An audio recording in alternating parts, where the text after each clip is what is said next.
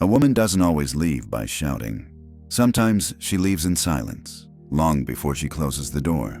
She leaves when she no longer looks at you the way she used to, when her smile no longer reaches her eyes, when she starts telling you everything is fine. But inside, she has already decided that it's not. And you don't notice, because there's no fight, no betrayal, no obvious mistake. There are only small, invisible errors, silent drops that carve the rock. They are gestures, words, habits so subtle they seem innocent to you. But over time, they destroy what once made you irresistible. It's not she who changes. It's your energy that fades. It's your gaze that stops seeing. It's your presence that no longer makes her feel something. Men think women leave because they find someone better. But the truth is more painful. They leave because you are no longer who you used to be. Not because you did something wrong, but because you stopped doing what made you feel alive. Masculine charm isn't lost all at once. It erodes. It slowly wears away. Between a yes, said out of fear of disappointing her, and a silence kept out of fear of losing her. You adapted. You gave up your voice to keep the peace. You chose safety over mystery. You tried to be the right man instead of being yourself. And so, without realizing it, you extinguished the flame that attracted her. Attraction doesn't die from one big mistake. It dies from 1,000 invisible ones. And every invisible mistake comes from one thing: fear. Fear of disappointing her. Fear of making her angry. Fear of losing her. Fear of not being enough. And when a man lives in fear, he is no longer a man, he is a copy of himself.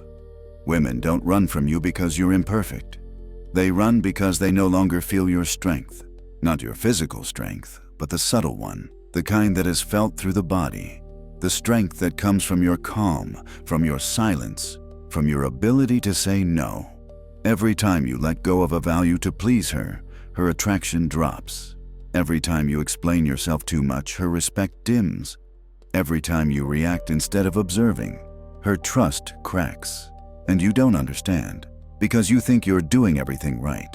But what is right rationally is often fatal energetically. A man can say all the right words, but if his energy is needy, a woman feels it and pulls away. A man can be kind, affectionate, caring, but if behind that kindness there is fear, the woman senses it and closes off, because the female body responds to masculine energy, not to intentions, not to words, but to vibration. And when that vibration changes, everything changes. The real mistakes that make women leave aren't seen, they're felt. It's not the arguments, but the loss of tension. Not the silences, but the emptiness behind the silences. Not the wrong words, but the absence of presence within the words. And all of this comes from one point.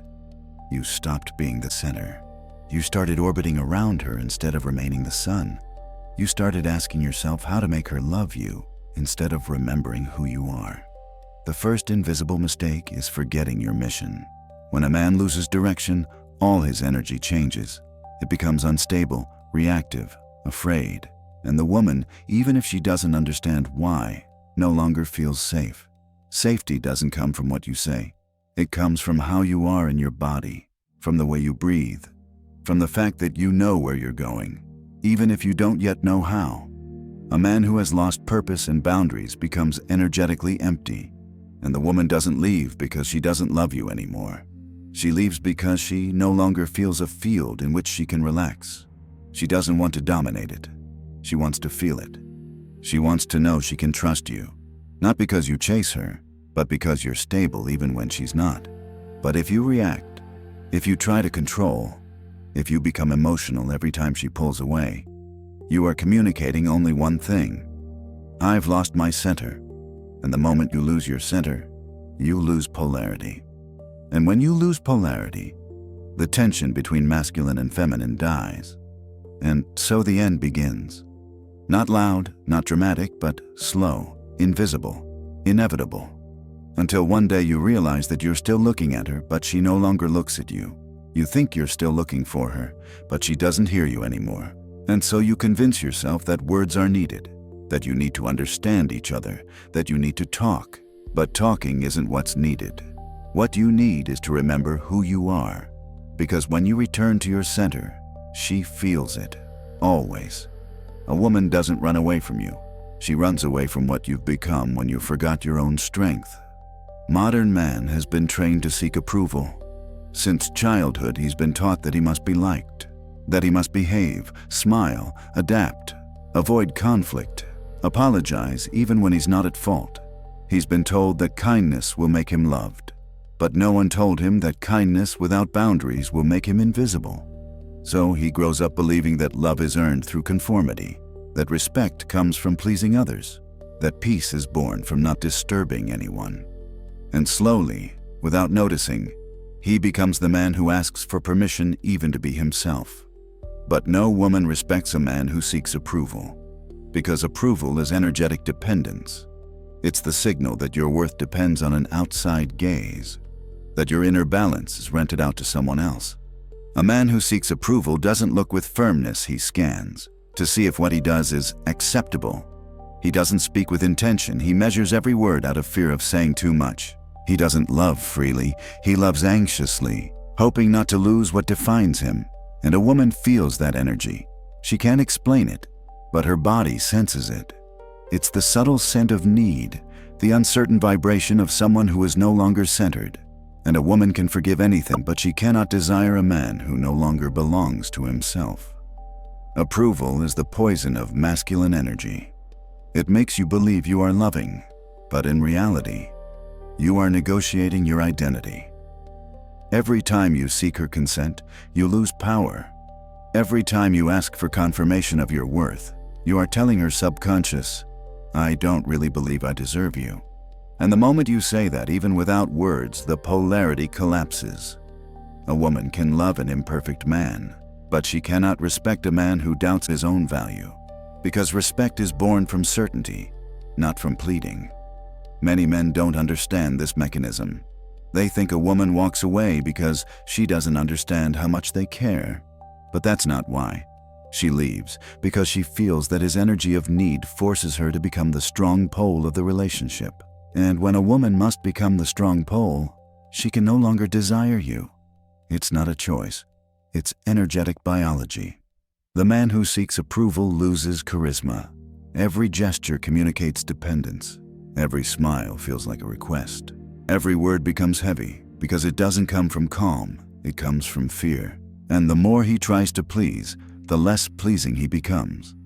The more he tries to hold on, the more he is left. Because the energy that begs for attention does not attract, it drains. Respect, instead, comes from the opposite. It comes from detachment, from the calm of someone who doesn't need to be chosen to know his worth, from the silence of someone who can lose everything without losing himself. Respect is earned when you stop chasing, when you stop adapting to everything, when you start saying no without fearing disappointment. Approval is born from the need to be loved. Respect is born from the need to remain whole. And the world senses the difference. When you seek approval, your energy bends. When you live with self-respect, your energy stands tall. The man who seeks approval fears judgment. The man who lives in self-respect creates judgment because he becomes the standard others measure themselves against. A woman doesn't want a man who flatters her. She wants a man who can straighten her with a look when she loses her own balance. She wants someone who doesn't worship her like a queen, but who looks at her like a king, with respect, but as an equal. A man who seeks approval sells himself out. Every time he ignores a boundary, every time he avoids a truth, every time he smiles when he wants to say, "Enough," he sells a piece of his integrity for a few crumbs of peace. But peace bought with self-abandonment always turns into contempt, because a woman, deep down, does not desire the man who yields. She desires the man who chooses, who knows where she ends and where he begins, who does not bow to emotions, but holds them. Respect is not earned by talking, it is earned by staying. Staying calm when you want to explain yourself, remaining steady when you feel like reacting, remaining present even when the other person walks away. Respect is not something you ask for. It is something you radiate. When you stop seeking approval, your energy changes instantly. Your body straightens. Your gaze becomes still. Your voice deepens. Your breath slows down. You no longer need to convince anyone. You no longer need to defend yourself. You no longer need to obtain anything. And in that moment, people begin to respect you. Not because you've become more aggressive, but because you become more present.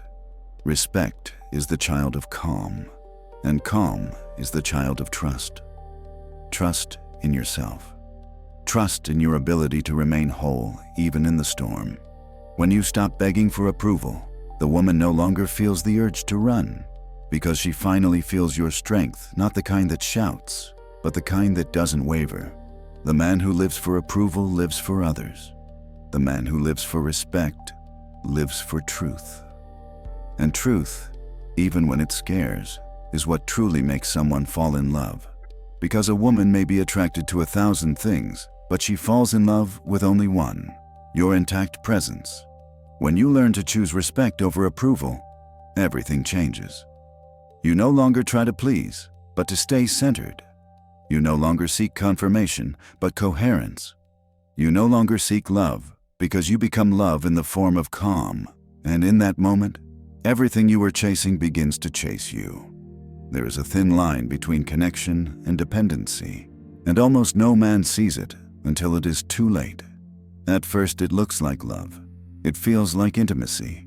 It feels like you finally found the person who understands you, completes you, calms you. Every message is a surge of dopamine. Every smile, a confirmation of your worth. Every silence, a wound you desperately try to decipher. You tell yourself it's passion, that it's natural to think about her all the time, that it's normal to feel she's part of you, but it isn't passion, it's emotional dependency. Because true connection doesn't drain you, it nourishes you. It doesn't take away your freedom, it gives it back to you. It doesn't make you tremble out of fear of losing her. It gives you peace, even when she's not there. Dependency, instead, consumes you. It puts you in a constant state of chasing. It makes you live between euphoria and anxiety, between peaks of pleasure and depths of fear. It's a chemical cycle, not a spiritual one. You get used to the thrill, the message, the reply, like someone addicted to a dose. And like every addiction, it demands more and more to feel the same. Then you start seeking signs, interpreting every pause as danger, building mental movies from every word, losing touch with reality while chasing an emotion that exists only in your mind. And without realizing it, your calm disappears. You're no longer the one choosing when to think about her, she is occupying your mind. You wake up and check your phone. You go to sleep with her last words echoing in your head. Every silence becomes a test of your self-esteem. And none of this has anything to do with love. It's chemistry disguised as emotion. It's the need for safety dressed up as connection. It's the child inside you still seeking someone to make him feel enough. Connection is freedom. Dependency is imprisonment. Connection helps you breathe. Dependency makes you hold your breath. Connection is born of desire. Dependency is born of fear. And fear is what kills attraction. Because when a woman senses you are dependent on her, she immediately loses respect. Not because she doesn't care, but because she can no longer relax in your energy. A woman can open only with a man who is whole. A man who can love her, but can also live without her. A man who desires, but does not need. When your happiness depends on her, she feels responsible for your peace. And no woman wants to carry that weight. At first, she may feel flattered, but over time, your dependency becomes a burden. Because every insecurity of yours loads her with invisible tension. Every request for reassurance pushes her a little further away. Every time you seek her to fill your emptiness, that emptiness grows. You cannot fill a void with another person. You can only fill it with yourself. Here is the truth almost no one wants to hear. Dependency does not come from love for the other, but from a lack of love for yourself. When you truly love yourself, you don't cling. You don't beg. You don't constantly try to figure out what she thinks, because you know that even if she leaves, she doesn't take anything from you. You remain whole, strong, present. Authentic connection does not ask for control. It does not fear absence. It does not live in the anxiety of, will she text me or not? It is the natural flow of two complete beings choosing to share energy without stealing it. Dependency, instead, is hunger, a hunger that can never be satisfied. Because it doesn't come from a lack of her, but from a lack of you.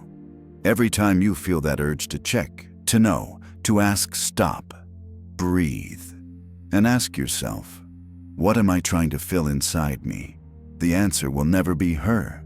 It will always be something deeper. Insecurity, fear, need for validation, a sense of emptiness. And that part of you doesn't need a message. It needs presence. The woman is not the cure for your inner chaos.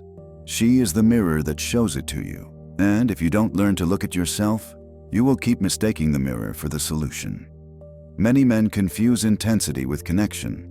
They think love is made of roller coasters, constant highs and lows, fear and passion mixed together. But that is not love, it is withdrawal. Mature love is quiet. It is desire that doesn't consume you. It is freedom that doesn't scare you. It is presence that doesn't need to be proven every day. A woman who feels your calm also feels your strength, because she knows you are not loving her out of need but out of choice. And that is irresistible. A dependent man can be sweet, but he is not desirable. A connected man can be silent, but his energy speaks louder than 1,000 words. Here is the invisible rule. The more you cling, the less she stays. The more centered you are, the more she returns. Because true connection is born from mutual respect, not mutual need. A man who has learned to be fine on his own becomes the place where a woman can finally relax. Because she knows she doesn't have to hold him up. She doesn't need to save him. She doesn't need to control him. She can simply feel him. And when a woman can feel you, she can trust you. And when she trusts you, she can fall in love again. Authentic connection is not built through possession. It is built through breath, through respecting space, through the calm of detachment. Only those who are not afraid of losing can truly connect. Only those who can stay in silence can truly be heard. And only those who are free can truly be loved. One of the most invisible and most destructive mistakes a man can make is trying to control what he fears losing. He doesn't do it out of malice. He doesn't do it for ego. He does it out of fear. The fear of not being enough. The fear that the other person will leave. The fear that something will slip from his hands. And so it begins, imperceptibly. You start to tighten your grip. Control is not always possession. Sometimes it's just anxiety disguised as concern. It's the message you send just to check if everything's okay. It's the question, "Who are you with?" said with a calm voice but an alarmed heart. It's the need to understand, predict, anticipate, so you won't feel vulnerable. But love, by nature, does not survive control, because control is an invisible cage. And even the most golden cage eventually suffocates whoever lives inside it. A woman can tolerate many things. She can tolerate distance, silence, even anger.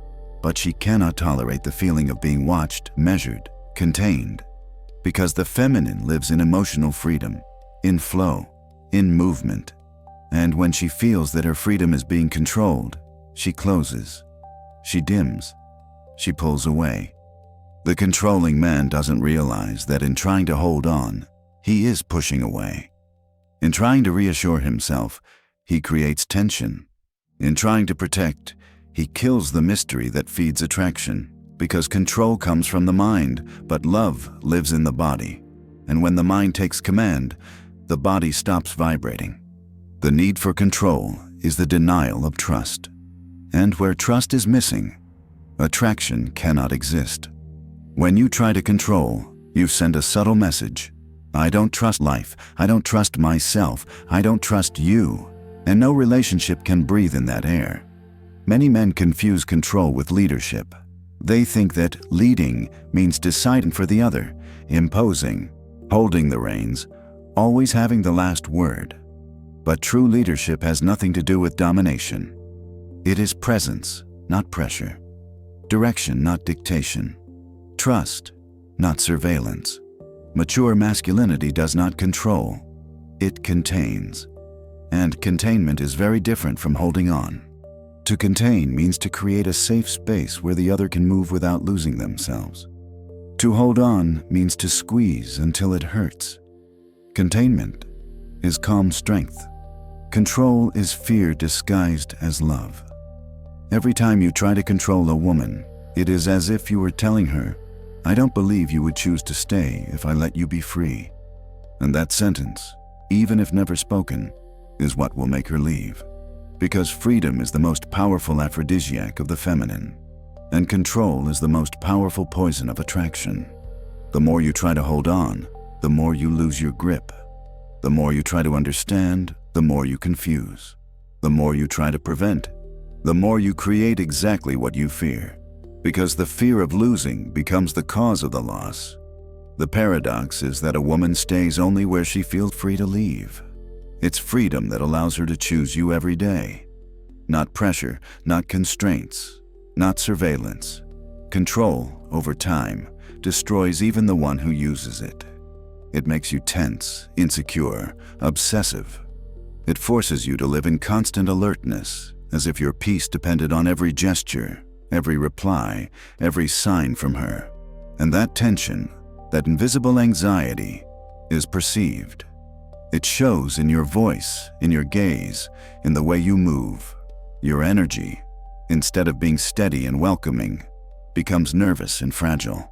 And the woman, unconsciously, feels less safe with you because the man who controls does not project strength. He projects fear. True strength is letting go, not giving up, but trusting, knowing that what is yours does not need to be held by force. What is meant to stay, stays. What leaves is simply making space for something better. Control is born of distrust. Letting go is born of presence. The first comes from the mind, the second from the steady heart. A man who has learned to let go is not cold. He is sovereign. He is not indifferent. He is centered. He is not detached. He is aware, because he knows that life cannot be controlled, only understood. A woman who feels free beside a man blossoms. She becomes sweeter, more alive, more radiant, because she no longer fears being judged. She no longer feels the weight of having to behave. She can simply be, and in that freedom, desire grows. But the woman who feels constrained dims. She stops laughing, stops touching, stops opening up, not because she no longer loves, but because love can no longer breathe. The truth is that control does not give you power. It takes it away, because it puts you in the position of reacting to everything. And the one who reacts does not lead. Authentic masculinity does not react. It observes, contains, decides, with calm, with presence, with respect for the other's freedom. Letting go is not weakness. It is supreme trust. It is saying, "I don't need to control you because I know who I am even without you." And this, to a woman, is irresistible, because she finally feels she can be herself without performing a role. The freedom you give becomes the magnet that keeps her close. The control you impose becomes the blade that pushes her away. In love, the only real power you have is your energy. Everything else is illusion. When you learn to master your own energy, you no longer need to dominate anyone. And when you stop controlling, something surprising happens.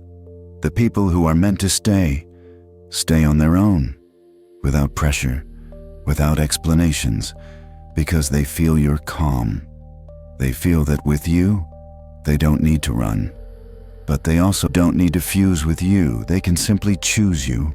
And in that balance arises the only kind of love that doesn't destroy, the one that leaves both people free. We live in an era where authenticity has become a religion. Everyone talks about being yourself, being open, hiding nothing. Yet never before have relationships died so much from overexposure. The modern man confuses honesty with emotional nakedness. He thinks that being authentic means revealing everything, explaining everything, justifying everything. He believes his worth lies in transparency, so he ends up emptying himself. He stands completely naked before a woman who, deep down, does not want to know every detail. She wants to discover. The difference is subtle but lethal. Mystery is not dishonesty. It is depth. It is what leaves space for imagination, desire, curiosity. It is what creates magnetism, that silent tension that keeps attraction alive. When you tell everything, you kill that tension. When you explain everything, you kill the silence that creates intensity. When you justify yourself, you kill respect. Over-transparency comes from the need to reassure, from the fear of being misunderstood, from the fear that someone might think badly of you. It is an elegant way of saying, I can't stand the idea that you might misinterpret me, but the man who needs to be understood by everyone becomes predictable. And what is predictable does not fascinate. A woman does not fall in love with the complete story. She falls in love with the untold, with the silence that carries weight, the smile that hides a story, the gaze that leaves questions. The mistake of over-transparency is thinking that closeness is built by revealing everything at once. But true closeness is built with rhythm, light and shadow, sharing depth in doses, not dumping it all at once. The man who opens up too soon is not seen as authentic. He is seen as needy. Because forced openness is not sharing, it is seeking validation. You don't need to say everything to be real. You need to say what matters at the right moment, in the right way. A mysterious man is not a closed man. He is an intentional man. He chooses what to show and what to keep, not to manipulate, but to preserve.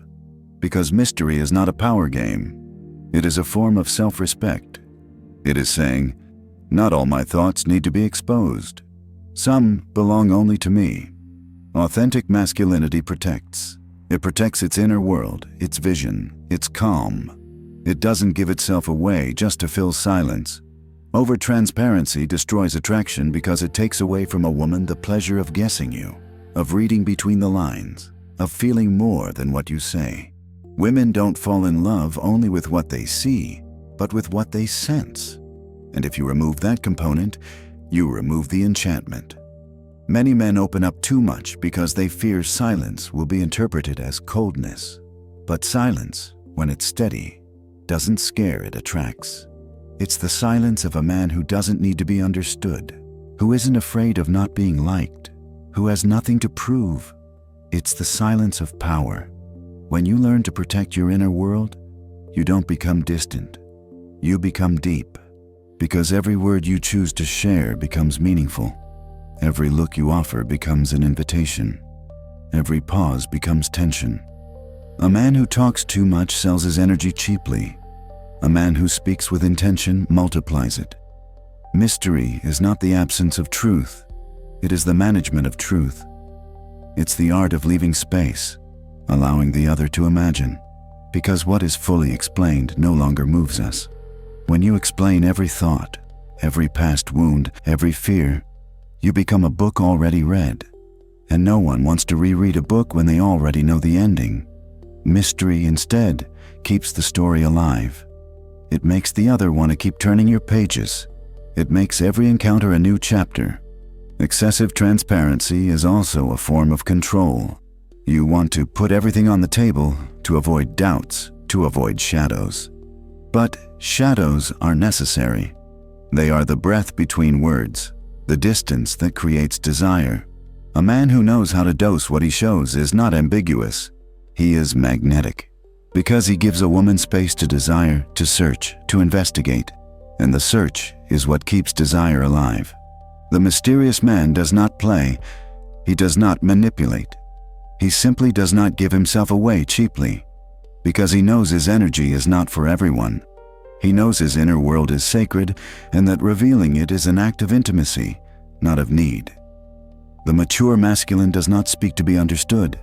He speaks to be clear, and the rest he leaves to silence. Mystery is what turns calm into charm. It is what makes a presence unforgettable. It is what makes a woman think, even after leaving you, there was something in him I never fully understood. And that something is what keeps her tied to your image long after the words have ended. Being authentic does not mean revealing everything. It means revealing yourself coherently, saying only what is necessary to be understood, not everything necessary to be accepted. The more you learn to hold back, the more your energy concentrates, and the more concentrated it is, the more powerful it becomes. A man who protects his depth becomes a place of mystery, and mystery in a woman's heart is irresistible. A man who cannot govern his emotions becomes a slave to them, and a man who is a slave to his emotions cannot be perceived as strong neither by himself nor by others. We live in a time where people say, "Show what you feel. Open up, share, be vulnerable," and there is truth in that. But like anything, truth loses strength when taken to the extreme, because vulnerability does not mean weakness. It means presence. It means being able to feel everything without being controlled by anything. The difference is huge. Showing emotion is not the problem.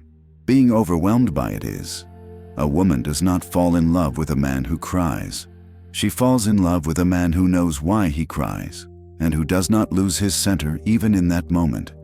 Uncontrolled emotions are a loss of containment, and containment is what separates strength from fragility.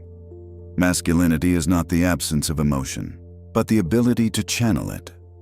A man can feel anger, pain, jealousy, fear, but he cannot allow these energies to decide for him, because the moment emotion decides, reason abdicates, and calm disappears.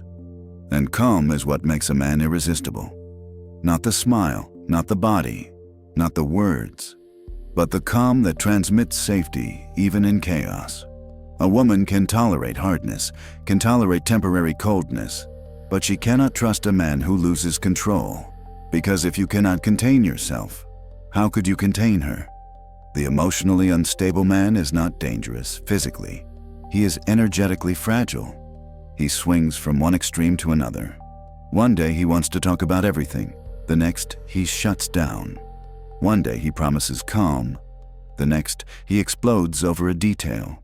And that inconsistency kills attraction. Because feminine attraction is born from stability, from knowing that whatever happens, he stays. He doesn't run. He doesn't collapse. He doesn't bend. The mature masculine does not repress, but neither does he overflow. He recognizes what he feels, observes it, and then chooses how to act.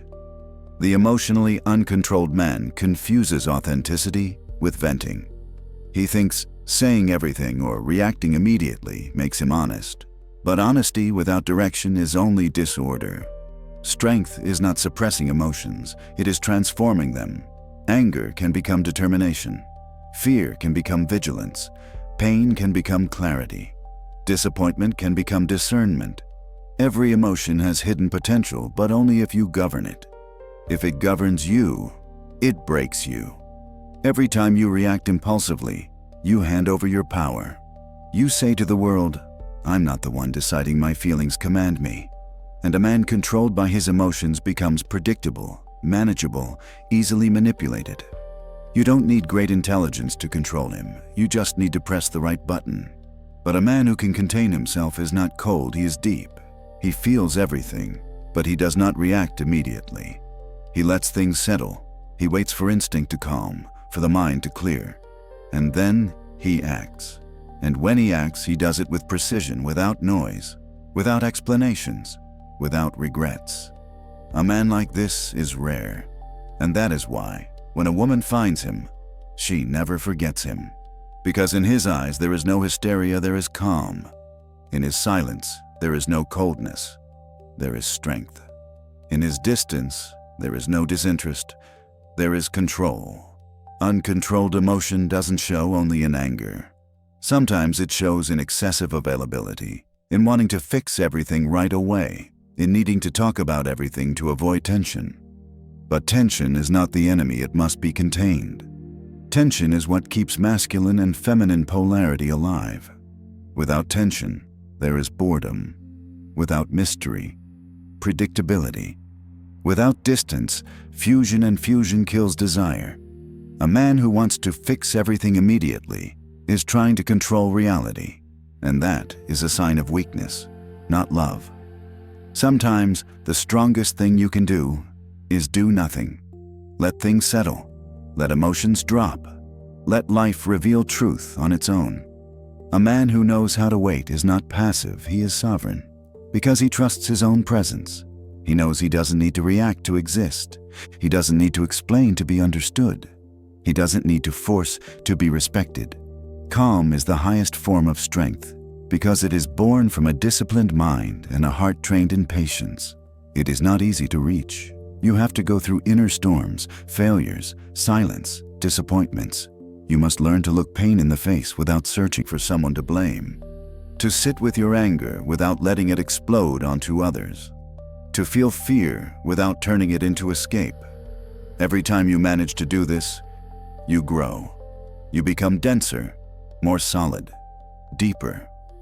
And then something happens. You no longer need to show strength because you radiate it. Your very presence becomes calm. Your silence becomes reassurance. Your gaze becomes stability. And this energy changes everything. People begin to trust you. Women relax beside you. Men respect you without knowing why. Because contained emotion is not coldness, it's mastery. It's the proof that you have conquered yourself. And a man who conquers himself has nothing left to prove. There is a moment in almost every relationship when a man begins to change. Not because he wants to, but because he fears losing her. So he softens his edges, lowers his tone, shrinks his space, and gives up small parts of himself in the name of harmony. And at first, it seems to work. She's calmer. He feels better. Everything seems more peaceful. But that peace is the prelude to loss, because excessive adaptation is not love. It is self-erasure. When a man bends too much to be accepted, he doesn't realize he is sending a silent message. My value depends on your approval. And every time he communicates this, he loses a piece of his appeal. At first, the woman doesn't notice. In fact, she may even appreciate it. He seems understanding, kind, available. But over time, that same sweetness turns into absence. She no longer feels him. She no longer senses his direction, because he doesn't have one anymore. A man who adapts too much stops being a pole. He becomes a surface, smooth, predictable, without tension. An attraction feeds on tension, on contrast, on difference, on the force of two energies meeting. When the man bends, everything becomes flat. And what is flat does not attract, it tires. Excessive adaptation comes from a deep wound, the fear of not being enough as you are. It's an old inheritance. Many men grow up learning that to be loved, they must deserve it. They must prove, please, serve. But love that you must earn is not love. It's a contract. A man who lives trying not to disappoint never truly lives. He walks on eggshells. He weighs every word. He measures every gesture. And in that constant caution, he loses his authenticity. Women don't want a man who always says yes. They want a man who says yes because he means it and no with the same calm. Excessive adaptation destroys masculine energy because it removes direction. And a man without direction becomes a leaf in the winds of another's emotions. The woman senses this immediately. She doesn't respect him, even if she loves him, because respect is born from boundaries, not surrender. Every time you give up a principle to keep the peace, you build a false peace, because that peace costs you your truth. And what is born from inner compromise never lasts. The man who bends, hoping she will love him more, actually places her in a position she doesn't want. He removes her sense of guidance, removes polarity, removes the ability to trust his stability. Because how can a woman trust a man who changes direction every time her mood shifts? Real strength is staying steady even when the other wavers, not out of pride, but out of balance. A man who can say no calmly creates safety, because he communicates consistency, and consistency is more attractive than compliance. Excessive adaptation is a slow poison. It makes you believe you're loved because you're easy, but in reality, you're tolerated because you're harmless. And a harmless man is never desired. He may be nice, useful, comfortable, but he is not perceived as masculine. Masculinity is not imposition. It is presence with boundaries. It is saying, "This is who I am, and I will not change this part to please you." When you can do this, the woman can relax, because she knows that even if she disagrees, you remain yourself. And that, deep down, calms her. Many men think saying no creates distance, but a calm no creates respect. It's the yes, said out of fear, that creates distance. Excessive adaptation also kills desire, because a woman unconsciously wants to trust your solidity. She wants to feel she can lean on your energy without you collapsing. But if you bend at every request, if you mold yourself to every emotion, you are no longer a fixed point. You are a reflection. And reflections don't attract. Reflections follow. The man who adapts too much thinks he is mature, but in reality, he is just afraid of conflict. He is afraid of rejection, and so he avoids all tension. But tension between man and woman is life. Every healthy relationship is a dance of opposite forces, and if one force stops pushing, the dance ends. Being adaptable is a virtue. Being submissive is a loss of identity. The difference lies in your motive. Do you adapt out of choice or out of fear? Do you bend out of love or out of need? Do you yield out of respect or lack of courage? Only you can know. Every time you swallow a truth, every time you censor yourself, every time you say, "It's not worth arguing," ask yourself, am I choosing peace or avoiding fear?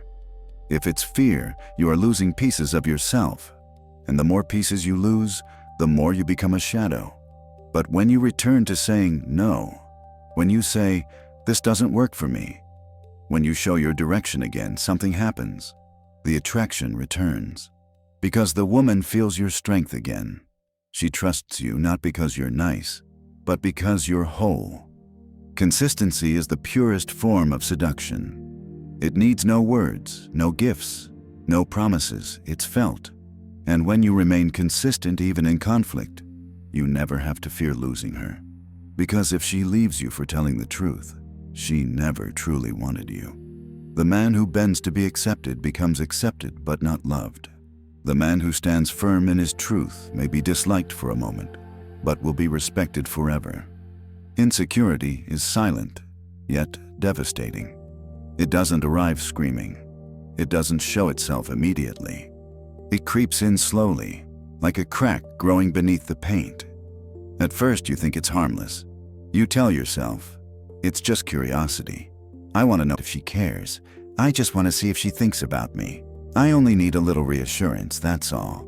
But behind every reassurance you seek lies a deeper truth. You no longer trust yourself. And when a man stops trusting himself, he becomes dangerously dependent on others. Every message, every reply, every gesture becomes a referendum on his worth. She replies, relief. She is silent, panic. She smiles, you feel invincible. She ignores you, you feel invisible. It's not she who controls you, it's your insecurity holding the leash. The need for reassurance is not love, it's fear dressed as tenderness. It's the attempt to find on the outside what you've lost within, the certainty of your own value. When a man moves from this state, his energy changes completely. Every word becomes a request. Every gesture becomes an attempt. Every presence becomes waiting. And the woman senses it. Not logically, instinctively. The female body feels masculine energy before the mind interprets it. And when that energy transmits neediness, something shuts down. Not because she no longer feels anything, but because she can no longer trust. Attraction is born from feeling drawn to a stable force, to a presence that doesn't waver, to a man who stays the same even when he isn't being reassured. It's that stability that makes her relax, that makes her open up, that makes her feel safe in your field. But if you constantly seek reassurance, you're telling her subconscious, "I am not my own center, you are my barometer." And the moment you say that, even without words, she begins to pull back. Not out of cruelty, but instinct, because she cannot stay where she is forced to be the source of your security. Every reassurance you ask for pulls you further away from yourself. Every time you stare at your screen waiting for a message, you're telling your subconscious, "My worth depends on this." And every time you do that, you lose a little more of your magnetism. The need for reassurance is the invisible root of almost every dynamic of disconnection, because a man who lives in waiting becomes a reactive man. He doesn't act, he reacts, he doesn't create, he waits. And the one who waits gives up his power. A woman doesn't want to be the scale that measures your self-esteem. She wants to be attracted to your self-esteem. When you are stable, she relaxes. When you waver, she tenses. When you trust yourself, she can trust you. It's not magic, it's energy. The need for reassurance often comes from the trauma of rejection, from a past where you felt unseen, unchosen, not enough. And now, without realizing it, you try to compensate. Every "I'm thinking of you" that doesn't come reopens that wound. Every "you're important to me" that you don't hear sends you back to that old fear. But as long as that wound drives your actions, you are not free. You react, you explain yourself, you justify yourself, you shrink. You look for proof of love in every detail, and in doing so, you lose respect for yourself. Real masculine redemption begins when you learn to reassure yourself. When you can look in the mirror and say, "I'm fine even if she doesn't text me. I'm fine even if she doesn't choose me. I'm fine because my calm doesn't depend on anyone." That calm is pure power. It's the difference between living in need and living in presence. Every time you resist the urge to ask, you train your inner mastery. Every time you remain silent without reacting, you build energetic authority. Every time you choose trust over anxiety, you radiate strength. Women don't want a perfect man. They want an integrated man. And integrity comes from this: the ability to sit in uncertainty without collapsing. The need for reassurance is like invisible blood loss. It drains your energy, your dignity, and your charm drop by drop. And you don't even notice. It feels natural to clarify, to talk, to understand. But the truth is that many times you're only trying to calm your fear, and that fear can't be calmed by someone else's words. It calms with your presence. When you learn to reassure yourself, you no longer need reassurance from the outside. And when you stop asking for it, something surprising happens. The reassurances start coming on their own. Because calm attracts, security attracts. Emotional self-sufficiency is the most powerful aphrodisiac. A man who doesn't need reassurance becomes a mystery. And mystery, in the language of desire, is strength. You don't need to fake indifference. You need to build trust. Faking is reaction. Trusting is mastery. When you learn to contain the fear of not being chosen, you discover that you no longer need to chase. And then, paradoxically, she starts chasing you.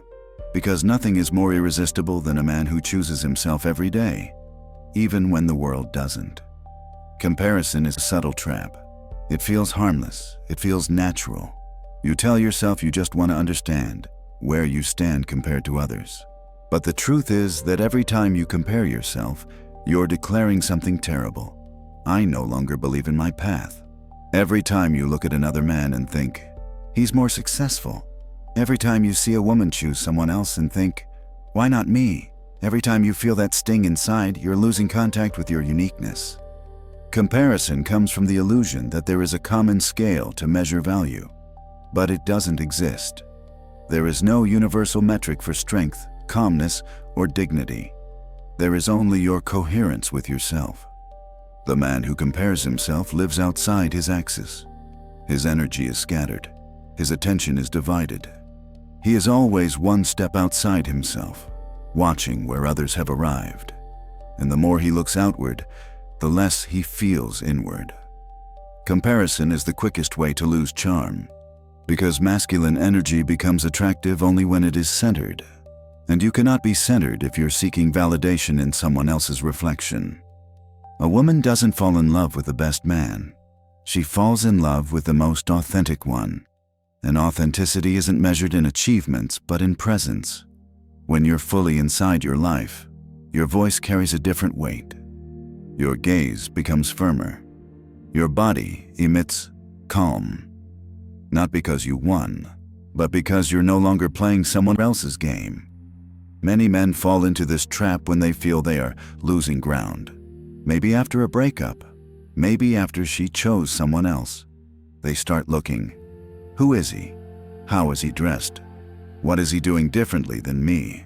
And the more they look, the more they empty themselves. Because the moment you compare yourself, you're no longer the subject. You've become the spectator. You're watching your life from the sidelines, as if it belonged to someone else. Comparison destroys masculinity because it drags you into the feminine energy of comparison, emotional, fluid, unstable. Masculine energy lives in direction, not comparison. It doesn't look sideways, it looks forward. Every time you compare yourself, you betray your mission, because you begin shaping yourself around paths that aren't yours. You tell yourself, I should be more like him. I should talk like him. I should have what he has. And in doing so, you detach from your axis. The man who compares becomes an imperfect copy. The man who stays on his path becomes an unrepeatable force. And the world responds to that force. When you stop comparing, you return to your body.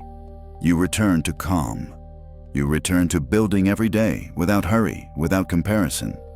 And that calm becomes magnetic. A woman feels no need to compare you to anyone when she feels that you don't compare yourself to anyone. Because at that moment, you become a reference. You become the center. Comparison also comes from the need for justice. Why him and not me? But life is not a balance scale. It's not a competition of merits. It's a gym of presence. The only way to win is to stay in your training.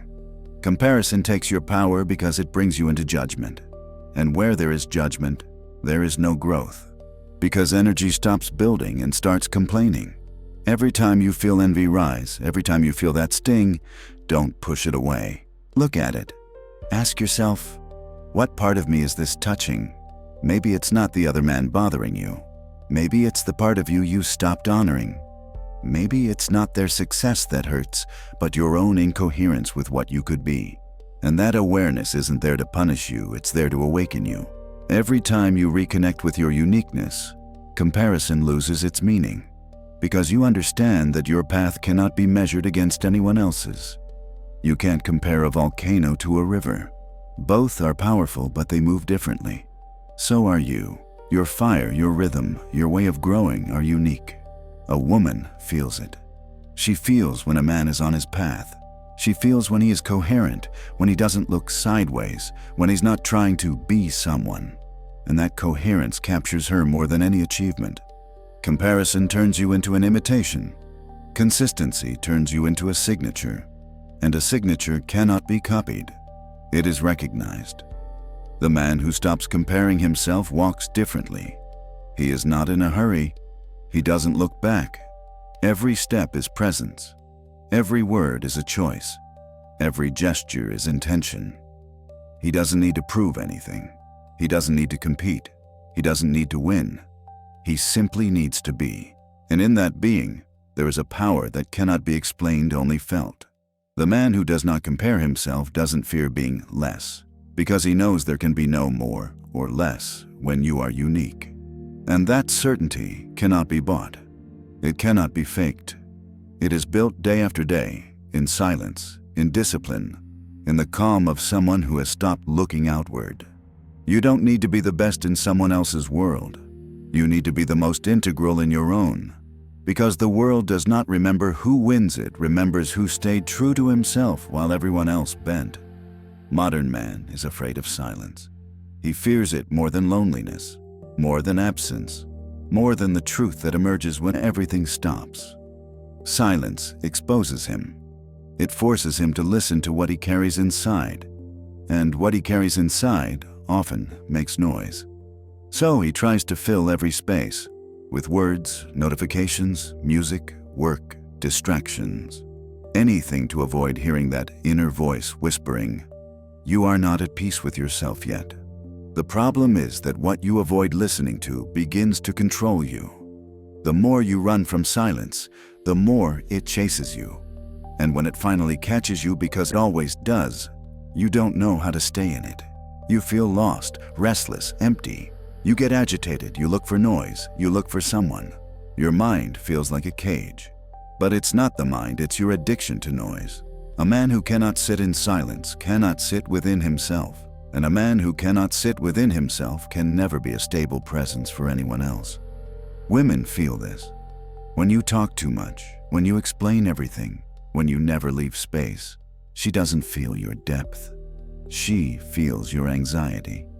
Silence, for the masculine, is sacred. It is where a man recharges, where he hears his inner voice, where he finds direction. It is the ground of invisible strength. But if you never go there, you forget how to.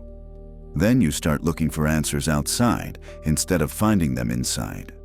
Many men confuse silence with distance. They think being quiet means being uninterested. They think not replying immediately means being cold. But the truth is, only those who know how to be silent can speak with weight. The words of a man who has walked through silence are not noise, they are stones. They carry strength and presence because they come from a deep place, not a reactive one. When you learn to stay in silence, you learn not to react, not to rush to explain, not to hurry to fix everything, not to give in to the impulse to resolve it now. Silence teaches you the power of calm. It shows you that not everything needs immediate fixing, that truth has no urgency, that the right answer often comes only after the noise inside you has settled. Many men fear that silence means losing control, that the other person will walk away. That distance means the end. So they fill, explain, insist. And in doing so, they lose their strength, because masculine strength is not in saying more. It is in speaking only when necessary. A message not sent at the right moment can be worth more than 100 words spoken out of anxiety. When you learn to use silence, you become an enigma. And the enigma, in the language of attraction, is power. It is not about playing games. It is about holding your energy instead of spilling it out of fear. Every time you react impulsively, you disperse it. Every time you stay silent consciously, you multiply it. Silence is not empty. It is space, it is breath, it is pause. It is what gives meaning to words. Without silence, everything sounds flat. Without pause, no melody moves you. Silence creates tension. It allows the feminine to feel your presence even when you are not speaking. A woman may forget your words, but she will never forget how she felt in your silence. If your silence holds calm, she will remember it. If it holds fear, she will sense it. If it holds anger, she will feel it as distance. But if it holds peace, she will return. Because peace is what every woman seeks, even if she never says it. Silence is also where a man discovers his truth. As long as you talk, you don't listen to yourself. As long as you react, you don't observe. As long as you look for noise, you can't distinguish the voices. But when you sit alone with yourself, everything becomes clear. Emotions settle, thoughts arrange themselves, and truth finally emerges. Silence is your most underestimated weapon, because no one knows how to defend themselves against a man who does not react. A man who does not argue, does not beg, does not justify. A man who simply remains. Silence disarms. It destabilizes. It makes the defenses of those expecting noise collapse. And in that moment, your energy speaks louder than 1,000 explanations. But to get there, you must stop fearing it. Stop using words as anesthesia. Learn to breathe inside the absence, to stay with yourself even when nothing is happening, because that is where true masculine strength is born, in the stillness that is not apathy, but absolute presence. Every time you stay in silence, you become more solid. Every time you resist the urge to react, you become deeper. Every time you let life speak for you, you become more powerful. Silence is the language of authority. It is what separates the man who controls himself from the man controlled by events. A woman does not fear your silence. She fears your absence. And they are two different things. Silence is presence without noise. Absence is escape without strength. Learn the difference, and you become magnetic. Do not fear the void. The void is the womb of rebirth. It is the space where your next version is formed. Do not rush to fill it. Stay in it. Breathe it. Let it transform you. Because only the man who has made peace with silence can truly be heard when he speaks. One of the most invisible and most lethal mistakes for a man is living with the need to be approved, to be liked, to be seen as good, smart, reliable, right. To hear, "Well done." It seems harmless. It even seems virtuous. But it is pure poison. Because every time you act to please others, you move away from yourself. Every time you try to avoid being judged, you abandon your authenticity. Every time you say yes while you feel no inside, you dig the grave of your self-respect. And without respect, no attraction can survive. The search for approval comes from the fear of rejection. It is the childhood echo of the voice that told you, long ago, that to be loved, you had to please.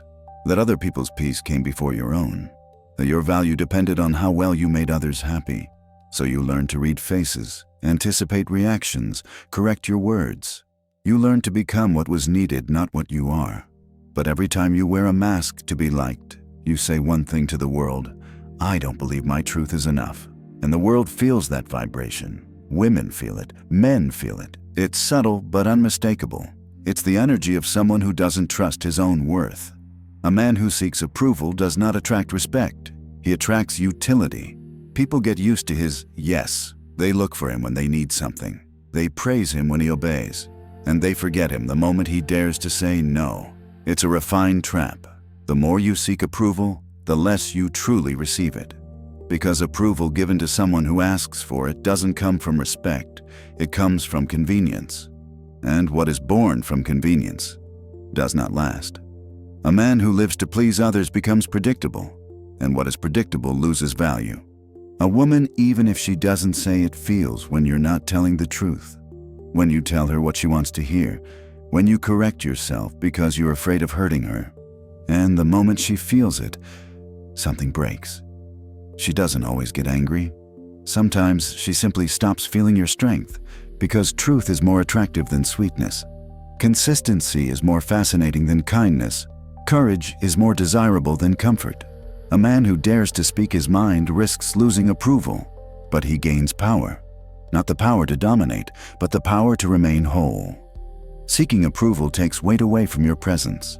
It makes you light, almost transparent. You move cautiously, speak with filters, apologize for existing, and your energy, instead of expanding, withdraws. But when you stop seeking approval, something extraordinary happens. You begin to walk straighter. Your voice becomes lower, but firmer. Your gaze calms, but penetrates deeper. Your words become fewer, but carry more weight, because you no longer speak to please. You speak to tell the truth. And truth, in the long run, always wins. A man who doesn't seek approval is not arrogant. He is free. Free from the need to be understood, from the fear of not being liked, from the emotional blackmail of others' judgment. When you stop fearing judgment, the world stops being able to manipulate you. Because there is no weapon more powerful than judgment to control a man. The one who fears disappointing others is willing to give up everything just to get along. The one who does not fear disappointing becomes incorruptible. And this incorruptibility is what everyone respects, unconsciously. Even those who criticize you, even those who fear you, because they know you won't bend. A man who does not seek approval may remain alone, but he will never remain empty, because he fills himself with his own integrity, and that integrity can be felt. It radiates. Women perceive it as magnetism. Men perceive it as authority. You perceive it as peace. When you learn to stop pleasing, you don't become selfish. You become true. And truth, even if it sometimes divides, is the only thing that can truly unite. Being authentic means saying no without fearing you'll lose those who can't handle it. Because whoever walks away from your truth was never meant to stay in your life. Every time you say a sincere no, a part of your strength returns. Every time you choose not to edit yourself to please, your self-respect grows. Every time you remain faithful to what you feel, your power consolidates. The man who doesn't live to be approved doesn't seek audiences. He creates presence. And when he enters a room, he doesn't need to speak. His silence already says everything, because it is the silence of someone who no longer needs to convince anyone, not even himself. A man who loves often loves with his whole self. But there is a thin, almost invisible line between loving and sacrificing yourself. And when you cross that line, love becomes exhaustion. You are taught that loving means giving, that the one who loves more wins. That generosity is the ultimate proof of affection. But no one told you that giving without limits is not love. It is abandonment of self. Many men confuse dedication with self-erasure. They give up their space, their dreams, their passions, hoping the other person will recognize the sacrifice and return it with love. But the cruel truth is, no one respects someone who forgets himself to be loved. Because love born from sacrifice doesn't inspire gratitude. It creates guilt and then distance. A woman may be touched by your sweetness, but she falls in love with your strength. She may appreciate your availability, but she connects with your stable presence. When you begin to sacrifice yourself, putting her always before yourself, erasing your boundaries in the name of us, you think you are nourishing the relationship. In reality, you are suffocating it. Because love does not live on self-annihilation. It lives on polarity. And polarity exists only between two whole beings. Not between the one who gives everything and the one who receives everything, but between two who meet while remaining themselves. Many men fall into this trap because they confuse giving with worth. They believe that the more they give, the more they matter. That the more they sacrifice, the more they deserve love. But constant sacrifice is not an act of love. It is a way to buy attention. And what is bought never tastes like freedom. The mature masculine does not love to be loved. He loves to expand himself. He loves because love is a force that moves through him, not a debt to pay. When you love the right way, you don't empty yourself. You amplify yourself. Because real love doesn't ask you to dim your light. It asks you to become more aware, more present, more solid. Love as sacrifice instead drains you slowly. At first you don't notice it. It feels right, noble. But then one day you wake up and you no longer know who you are. You look in the mirror and you don't see the face of a free man, you see the face of a tired man. Tired of giving without receiving. Tired of understanding someone who doesn't listen. Tired of waiting for reciprocity. Tired of surviving inside a love that has lost its soul. And when you get there, it's not her fault. It is your inability to set limits that brought you there. Because love isn't measured by how much you endure, but by how true you remain while loving. The man who knows how to truly love is not the one who sacrifices everything, but the one who can say enough with calm. Who can say, "This is not good for me," without anger, without fear, without hatred, only with presence. Sacrifice comes from lack. Love comes from fullness. Sacrifice says, "I give to you because I am empty." Love says, "I give to you because I overflow." There is an abyss between the two. The first tries to fill a void, the second expands in abundance, and a woman feels the difference. She feels when a man gives because he is afraid of losing her, and when he gives because he wants to share. She feels when the gift is an attempt to cling, and when it is an act of freedom. Sacrifice creates chains. Love creates space. Many men tell themselves that love is struggle, that who loves endures, that relationships are saved with effort. But sometimes, the real act of love is to stop saving, to stop forcing, to let what must die, die. Because what is meant to stay does not need your sacrifice to exist. It needs your authenticity. Sacrifice also comes from a desire for control. You think, if I give more, she will understand. If I try harder, she will come back. But love is not won through excess. It is won through calm, through consistency, through a presence that does not beg, but radiates. A man who knows when to give and when to stop transmits authority. He does not ask. He does not plead. He offers, then steps back.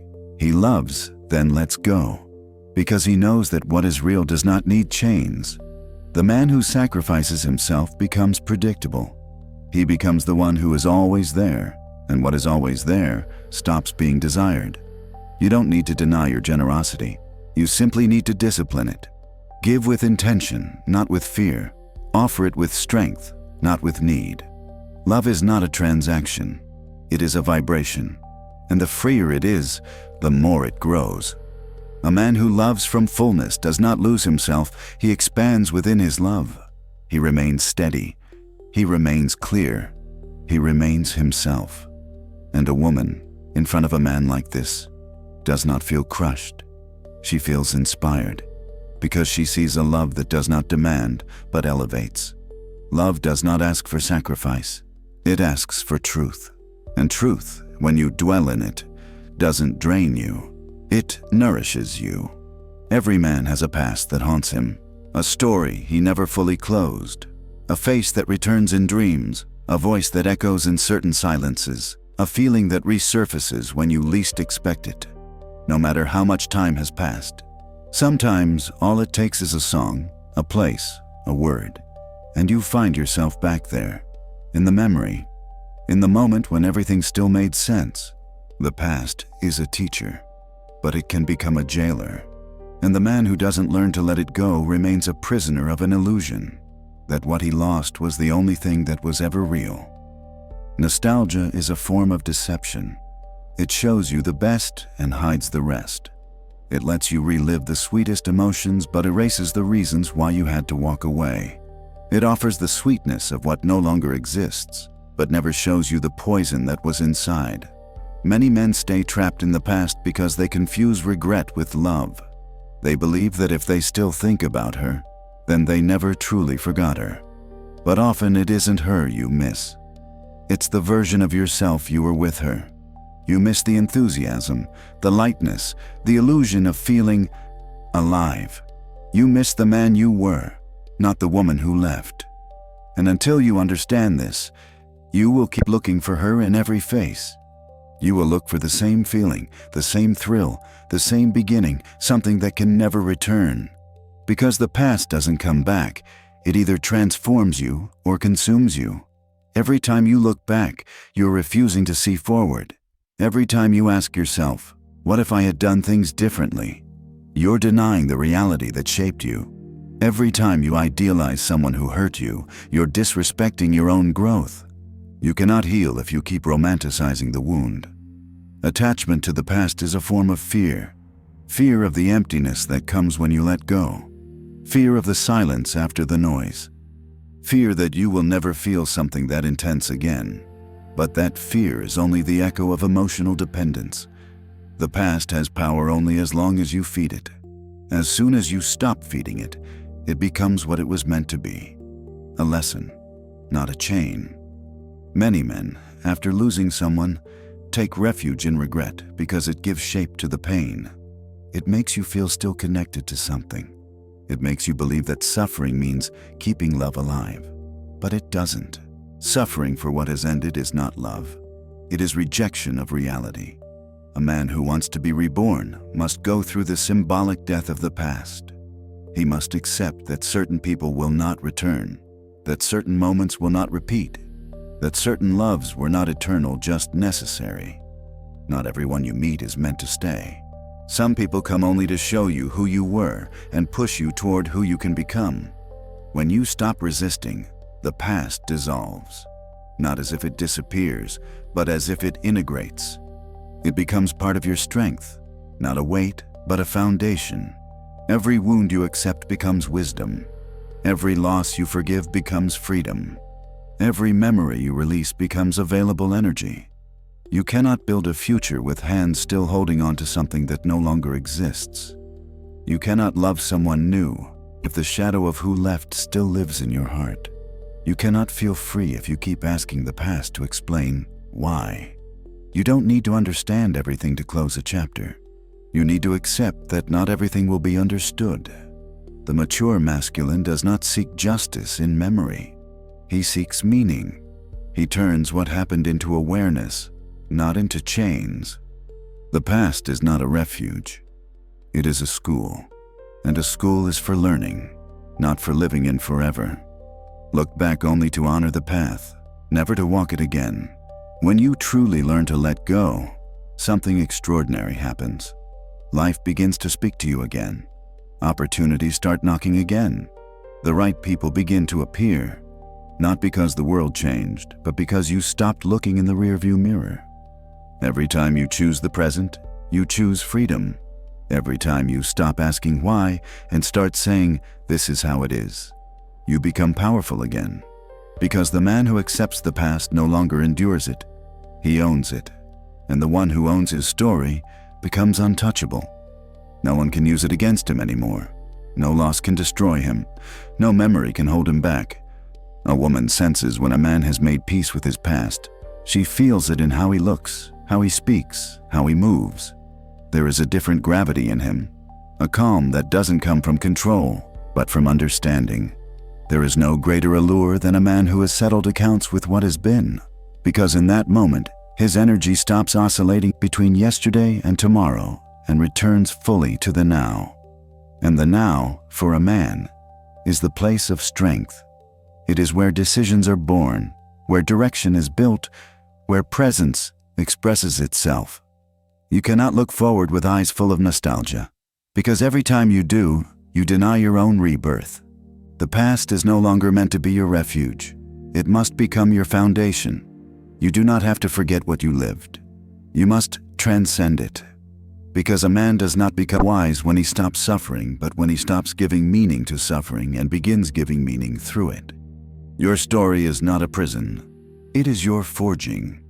And if you learn to honor it without being imprisoned by it, the entire world becomes fertile ground for your next chapter. Modern man has learned to fear pain more than anything else. He has been taught that suffering is a sign of failure, that those who feel too much are fragile, that strength is measured by the ability to move on as if nothing happened. But this is a lie that quietly destroys masculinity. Because the man who runs from pain runs from himself. Every time you avoid feeling, you weaken.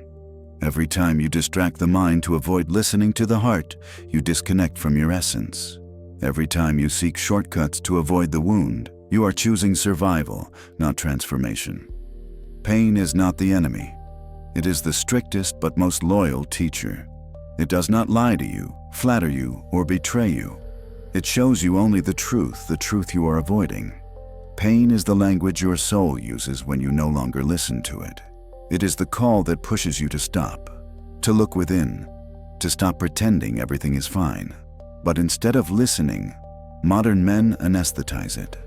With work, with distractions, with compulsive exercise, with superficial relationships, with endless scrolling on a phone.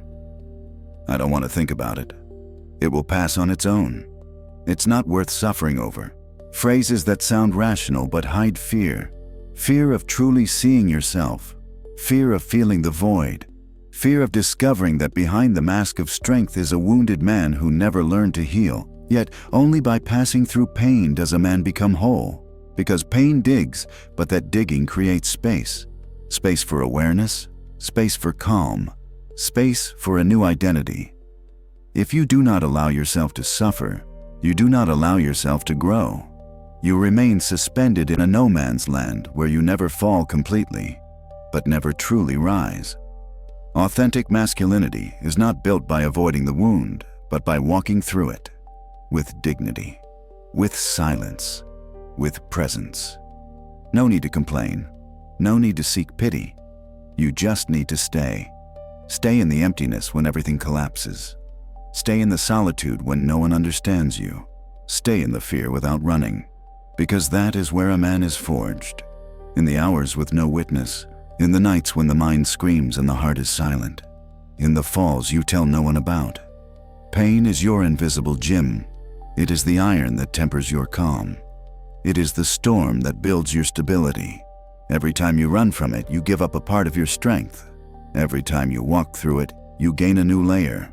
A woman feels when a man has known pain and integrated it. She feels that there is depth behind his silences, that he doesn't react out of fear, but responds by choice. that he doesn't withdraw out of coldness, but out of respect for himself. A man who has suffered and has not run away has nothing to prove. He is rooted, and this root is what makes his energy irresistible. Whoever has not faced pain remains a child in an adult's body. He runs away as soon as something touches him too deeply. He changes direction at the first discomfort. He hides in sarcasm, in detachment, in escape. But inside, he is as fragile as glass.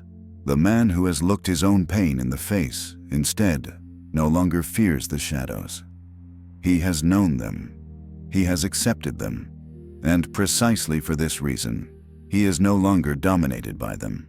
When you learn to stay inside your pain, something changes. Fear melts. Because you understand that it doesn't kill you. You understand that every emotion, if you let it pass, eventually calms. You understand that you don't need to fight it, you just need to breathe it. Pain doesn't ask for explanations. It asks for presence.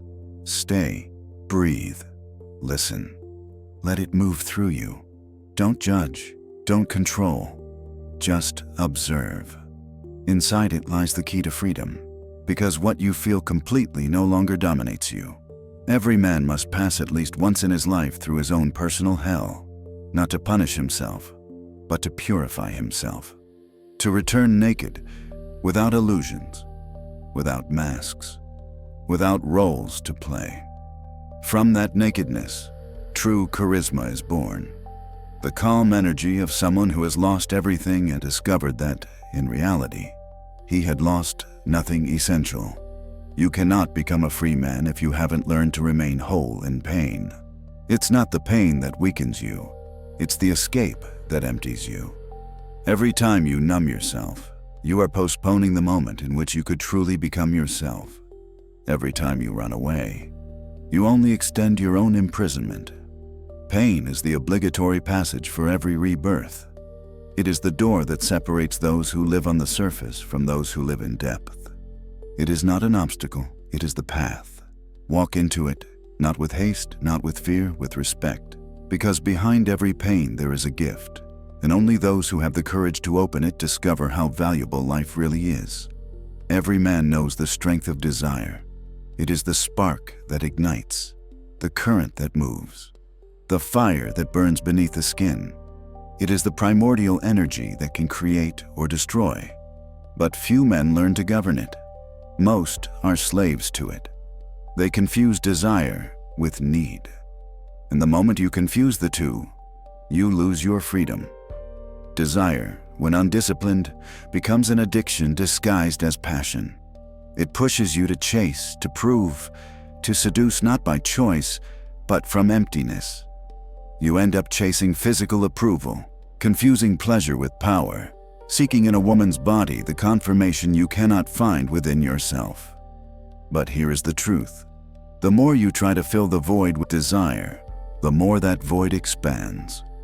No amount of attention, bodies, or sensory relief can fill a man who is not centered, because sexual energy without direction becomes destructive. A woman feels this. She feels when you look at her with hunger instead of presence. She feels when you want to possess her to soothe your insecurity. She feels when your desire is not an invitation, but a cry for help. And nothing kills attraction faster than a man who cannot contain his own fire. It's not about repressing it. It's about governing it, channeling it, transforming it into creative energy, not compulsive energy. Pure desire is not animalistic. It is sacred. It is the most powerful energy that exists, because it is the same energy that moves life. But if you don't know how to guide it, it devours you. Every time you react to desire without awareness, you lose a fragment of your vital energy. You feel satisfied for a moment, then emptied, powerful for a few minutes, then hollow, distracted, tired. And you convince yourself you need it again and again. It is a cycle of dependence that many men don't recognize, because society calls it manhood. But true manhood is not the ability to conquer. It is the ability to choose when and with whom to share your energy. The mature masculine is not dragged by desire, he uses it. He transforms it into direction, into focus, into magnetism. Every time you retain your energy, your presence intensifies. Your gaze deepens. Your body stabilizes. Your mind becomes clearer, because desire, when not dispersed, becomes inner strength. It becomes charged calm, the sensation a woman perceives without you saying a word. You don't need words to attract. You need presence. And presence is born from controlling the fire, not fleeing from it. Many men believe repressing desire is the solution. But repressing means blocking, not transforming. And what you block eventually explodes. You must not deny it. You must transcend it. You must observe desire like a wave. It rises, grows, tempts you, and you remain firm, centered, until it calms. Not because you are cold, but because you are present. When you learn to do this, you don't lose intensity. You multiply it. Desire is not an enemy. It is a language. It tells you what you lack, what you truly want in life, what you want to create, not just consume. Behind every physical impulse, there is a creative force seeking direction. And if you don't use it to build, you will use it to destroy. Every time you use your desire to manipulate, to obtain, to soothe, you are prostituting your most sacred energy. But when you learn to stay in the fire without burning, you become magnetic, because you radiate the sensation of being able to choose. And choice, in the language of energy, is power. A woman feels the difference between a man who desires her and a man who knows how to desire without losing himself. The first drains her. The second ignites her. Controlled desire is like an electric current that doesn't destroy the bulb, but illuminates it. It is the balance between impulse and awareness that makes a man a king, not a servant of his instincts. The mature masculine does not fear desire. He honors it. He respects it as he respects fire. He knows it can warm or burn, depending on how you handle it. And when you learn to contain it, to breathe through it without repressing it, to channel it toward your purpose, something profound happens. Your magnetism changes.